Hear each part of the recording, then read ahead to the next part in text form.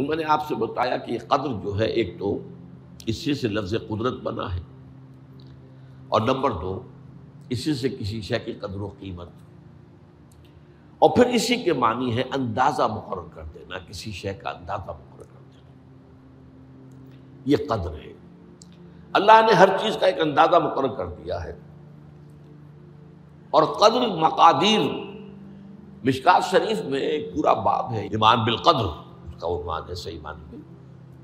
تو پہلی حدیث کیا ہے؟ مسلم شریف کی روایت ہے، عن عبداللہ ابن عمرو بن العاص رضی اللہ تعالی عنہما۔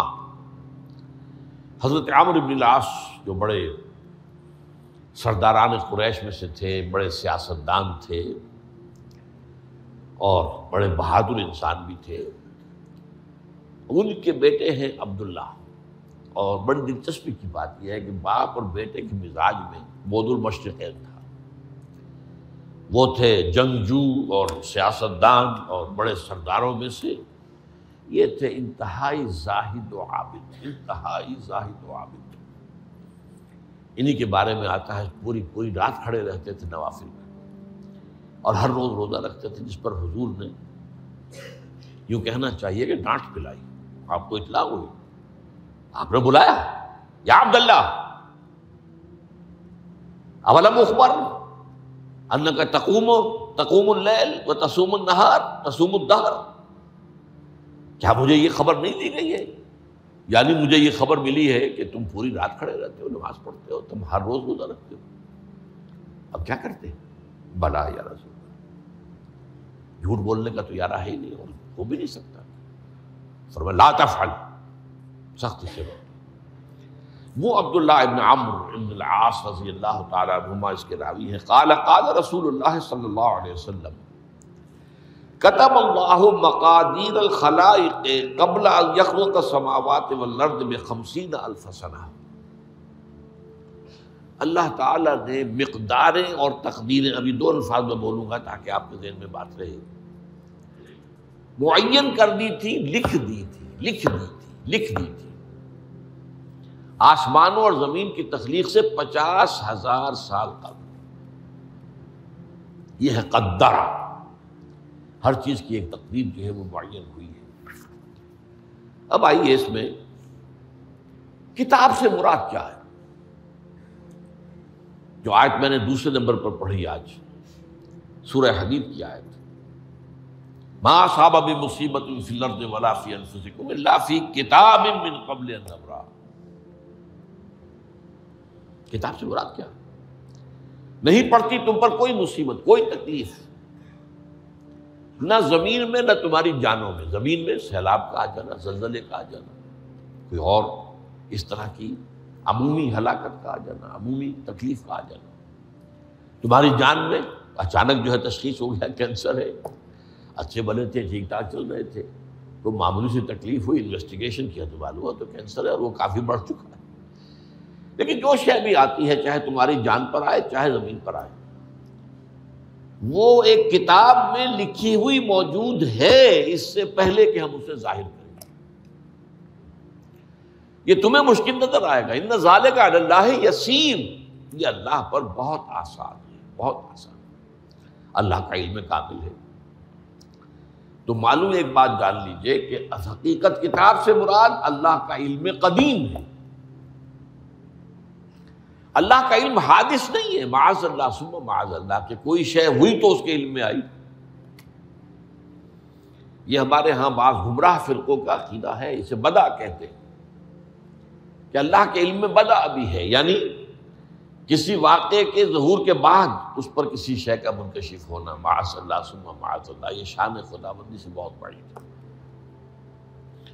وہ تو عالم ما کان و ما یکون ہے، جو بھی کچھ تھا اور رہا ہے آج تک ہمیشہ سے ہے، اور جو بھی کچھ ہوگا وہ سب اس کے علم میں آن واحد میں موجود ہے۔ آن واحد، یہ آن واحد کے لفظ کو اچھی طرح سمجھ لیجیے۔ مجھے سب سے پہلے تجربہ ہوا تھا، یہ سن میرا خیال ہے کہ 67-68 کی بات ہے، میں نے پہلا ہفائی سفر کیا تھا لاہور سے کراچی۔ اس وقت فوکر چلتا تھا، فوکر فرینڈشپ، چھوٹا جہاز پہ چڑیا والا، اور کرایہ 90 روپے تھا نائٹ کوچ کا۔ آج آپ تصور کیجیے. تو میں چونکہ مجھے جغرافیہ سے دلچسپی ہے اور فوکس زیادہ اونچا نہیں ہوتا، تو میں دیکھتا جا رہا تھا کھڑکی سے، اس وقت ہم کہاں پہنچ گئے، اب کہاں پہنچ گئے. اب جو روشنیاں نظر آ رہی ہیں کس شہر کی ہیں؟ یہ اکاڑے کی آ گئی، یہ ساہیوال کی آ گئی، یہ آگے اور آگے آئی. ایک دم میں نے دیکھا کہ 3 شہروں کی روشنیاں بیک وقت دیکھ رہا ہوں.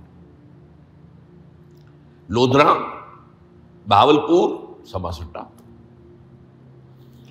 مجھے خیال آیا کہ جب میں ٹرین سے سفر کرتا ہوں، کراچی جاتا ہوں، تو لودھرا پہنچتا ہوں تو میں سمجھتا ہوں کہ ابھی بہاولپور آدھا گھنٹے بعد آئے گا.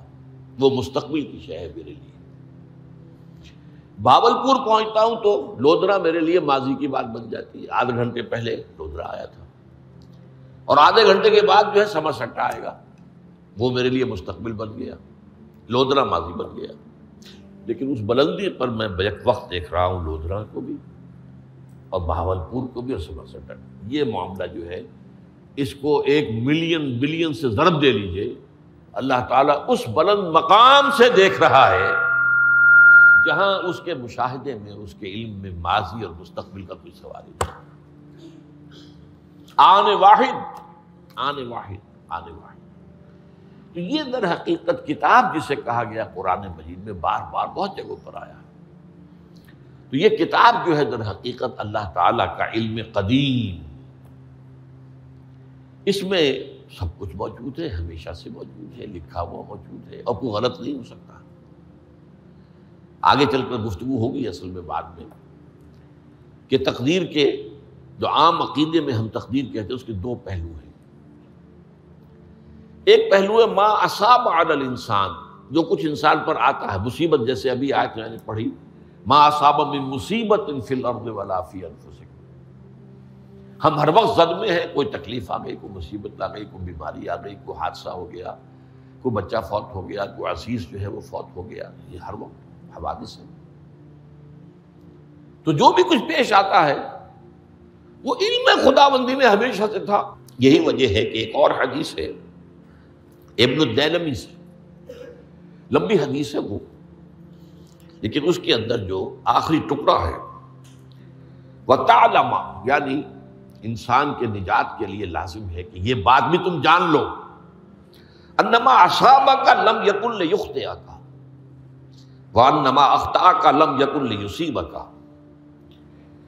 ولو مت علی غیر ھذا. اگر تم اس کے سوا کسی صورت پر ہوگے تو جہنم میں داخل ہو جاؤ گے، دخلت النار. یہ جان لو کہ جو چیز تم پر آئی وہ آنی ہی آنی تھی.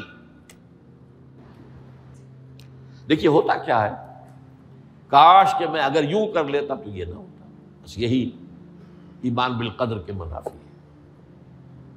جو ہوا ہے وہ اللہ تعالیٰ کے ہاں تو پہلے سے طے تھا، ہونا ہی تھا.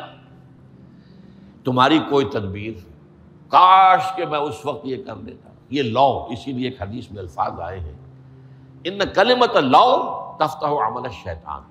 اس لو سے، کاش، اس سے شیطانی عمل شروع ہو جاتا. کاش کہ یہ ہو جاتا، کاش میں یہ نہ کرتا، کاش کہ ہو جاتا. تو یہ نہیں. تعلم انما اصابک لم یکن لیخطئک. تو جان لے اس بات کو کہ جو چیز تم پر آئی ہے وہ ہرگز ٹلنے والی نہیں تھی. کوئی تدبیر تم کر لیتے، کوئی کسی وقت کوئی ہیلا کر لیتے، کوئی تم قدم اٹھا لیتے، کچھ بھی کر لیتے، وہ تو آنی ہی آنی تھی. وما انما اخطاک، جو چیز تم سے چھوٹ گئی، رہ گئی، نہیں ملی. ایک ویکنسی ایڈورٹائز ہوئی تھی، آپ نے بھی درخواست دی تھی، آپ کو نہیں ملی. اب آپ ہو کاش کہ میں نے فلاں سے سفارش کرا لی ہوتی. بس گئے. تو جو چیز چھوٹ گئی وہ چھوٹ جانی ہی تھی. اس میں قطعاً جو ہے کوئی شکل، کوئی تدبیر، کوئی سفارش، کسی طرح کا کوئی بھی ہیلا، کوئی جو ہے اس پہ کارگر نہیں ہو سکتا تھا. لم یکن لیصیبک ومت علی غیر ذالک. اگر تو اس کے سوا کسی کیفیت پر تیری موت واقع ہوئی، اگر یہ یقین نہیں ہے، یہ ہے تقدیر کا وہ مفہوم کہ جس کا تعلق ہے علامہ اصاب الانسان. جو انسان کے اوپر وارد ہو رہا ہے اس کے ضمن میں تقدیر کا مفہوم کیا ہے. کہ جو ہوا ہے وہ تو ہونا ہی تھا. اس میں تو کسی شک و شبے کی گنجائش نہیں، بالکل اللہ تعالیٰ کا فیصلہ ہے۔ البتہ در حقیقت ایک دوسرا پہلو ہے، ما یفعل الانسان، وہ جو انسان کرتا ہے۔ یہاں آ کر یہ تقدیر کا مسئلہ بہت ٹیڑھا ہو جاتا ہے۔ آیا میرے اندر کوئی اختیار بھی ہے کہ نہیں؟ Do I have any free choice؟ یا ہر شخص پہلے سے طے ہے؟ تقدیر کا ایک عام مفہوم یہ ہے، اور اس مفہوم میں بھی بعض روایات بھی ہیں جو اس کی تائید کرتی ہیں کہ ہر چیز پہلے سے طے ہے، لکھی ہوئی۔ اور یہ جو حدیث ہم نے ابھی پڑھی ہے، یہ گویا کہ اس کی ایک مثال ہے کہ وہ جو لکھ دیا گیا تھا، فرشتے نے لکھ دیا تھا، رحم مادر میں لکھ دیا تھا، شقی او سعید، یہ بدبخت ہے یا سعادت مند ہے۔ تو ایک شخص پوری عمر نیکی کے کام کرتا رہا، آخری وقت میں آ کر کوئی ایسا حادثہ پیش آ گیا کہ وہ اہل جہنم کے سے کام شروع کر دی اور جہنمی ہو گیا۔ یا ایک شخص ساری عمر جو ہے جہنمیوں کے سے کام کرتا رہا، آخری وقت میں آ کر کوئی ایسی توفیق ملی، کچھ ایسا معاملہ ہو گیا، توبہ کر لی اور اس نے جو ہے اہل جنت کے سے اعمال شروع کر دی، ضرورت ہو گئی۔ تو یہ جو ہے علامہ اصابک کا علیحدہ بات ہے، اور علامہ یفعل الانسان، انسان کیا کرتا ہے، اس میں اس کی قدرت کتنی ہے۔ اور یہ ہمارے ہاں فلسفے کا بڑا مشکل موضوع ہے، اسی کا نام ہے جبر و قدر۔ ہمارے اسلاف میں بھی کچھ لوگ ایسے ہیں متکلمین میں سے، دیکھیے ہمارے ہاں ایک وہ لوگ ہیں کہ جو اس پر قناعت کرتے ہیں کہ جو اللہ نے کہہ دیا اور رسول نے کہہ دیا، اس سے آگے ہم مین میخ نہیں نکالیں گے، وہ محفوظ راستے پر ہوتے ہیں۔ لیکن بہرحال انسان کو اللہ نے ایک عقل بھی دی ہے، اور یہ عقل سوالات اٹھاتی ہے، اور جو زیادہ ذہین انسان ہوتے ہیں ان کے اندر ان کی یہ مصیبت زیادہ ہوتی ہے، لہٰذا وہ تو سوچتے ہیں، کچھ نہ کچھ غور و فکر کرتے ہیں، بات سمجھنے کی کوشش کرتے ہیں۔ اس میں اب ہمارے ہاں دو طبقے ہو گئے، جبریہ قدریہ۔ ایک نقطہ نظر یہ ہے کہ انسان مجبور محض، کوئی اختیار نہیں، اور ایک یہ ہے کہ انسان قادر مطلق ہے، جو چاہتا ہے اپنے فیصلے میں مختار مطلق ہے، تو فیصلہ کرتا ہے۔ انہیں قدریہ کہتے ہیں۔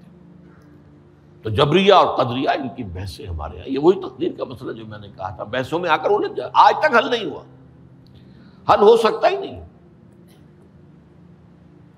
اب اس کے ضمن میں علامہ اقبال کا ایک شعر آپ کو سناتا ہوں، وہ بہت اچھا لگتا ہے، بہت خوبصورت لگتا ہے شعر ہونے کے اعتبار سے۔ تقدیر کے پابند جمادات و نباتات، مومن صرف اللہ کے احکام کا پابند۔ اس میں انسان سے پابندی کی نفی کر دی گئی ہے، وہ صرف پابند ہے اللہ کے احکام کا۔ نتیجے کے اعتبار سے تو جو یہ شعر کہہ رہا ہے جو بات، وہ صحیح ہے، پابندی اصل جو ہے وہ اللہ کے احکام کی ہے، لیکن یہ کہ تقدیر کی پابندی سے انسان بھی پوری طرح آزاد نہیں ہے۔ یہ سمجھ لینا کہ یہ جمادات و نباتات ہی کا معاملہ، یہ غلط ہے، یہ مبالغہ ہے۔ ظاہر بات ہے کہ شاعر جو ہے، شاعر مبالغے سے بچ نہیں سکتا، چاہے وہ علامہ اقبال ہی ہو، کوئی بھی ہو۔ تو اسی لیے سورہ شعراء کے اندر جو عام شعراء کی جو صفات بیان ہوئی ہیں وہ آپ کے ذہن میں آ گئی ہوگی۔ مبالغہ کرتے ہیں، فی کل واد یہیمون انہم یقولون ما لا یفعلون، وہ کہتے بھی وہ کچھ ہے جو کرتے نہیں ہیں، اور یہ بات تو علامہ اقبال پر بھی چشمہ ہوتی ہے۔ بہرحال یہ شعر ذرا پھر نوٹ کیجئے، تقدیر کے پابند جمادات و نباتات، مومن صرف اللہ کے احکام کا، کوئی بات صحیح نہیں۔ انسان بہت سے اعتبارات سے مجبور ہے۔ سب سے پہلے جو ہے انسان کے اندر ایک تقدیر نوعی ہے، نوع انسان۔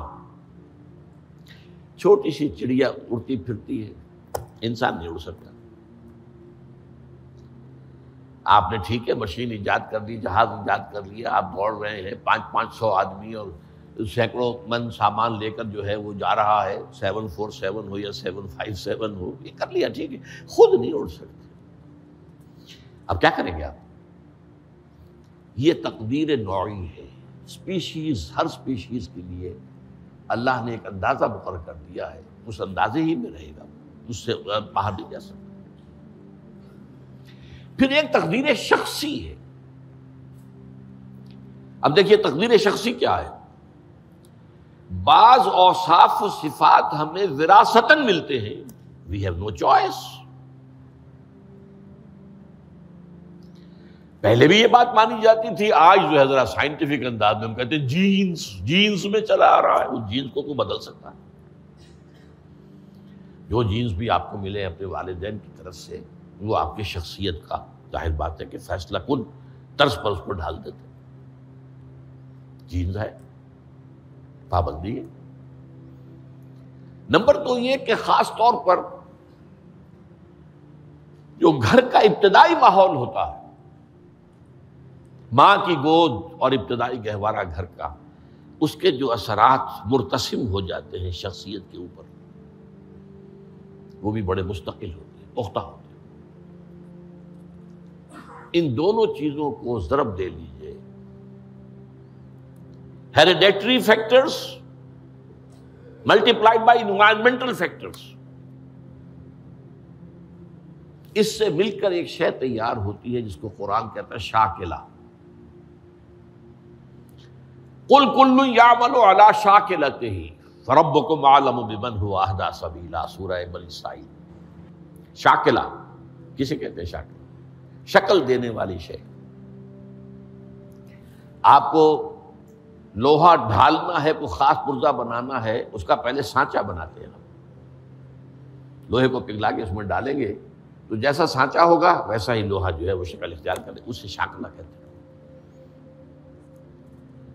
یہ شاکلہ جو ہے ہر انسان کا، اس سے باہر انسان نہیں جا سکتا،